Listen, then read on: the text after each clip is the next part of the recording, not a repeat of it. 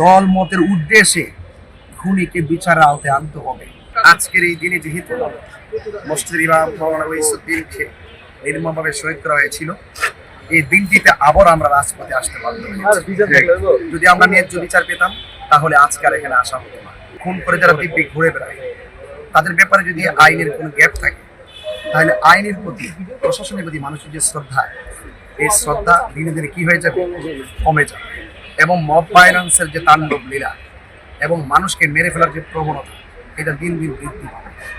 মসজিদের ইমাম, যিনি সমাজের সবচেয়ে বড় নেতা, তিনি যদি সমাজে খুনের শিকার হয় তাহলে আজকে তিনি আগামীকাল আরেকজন। সেই জন্য প্রত্যেকটা খুনিকে, সে যেই দল করুক, দলের পরিচয় না, সে একজন খুনি। দল মতের উদ্দেশ্যে খুনিকে বিচারের আওতায় আনতে হবে। এটাই হলো আমাদের শেষ কথা এবং প্রত্যাশা।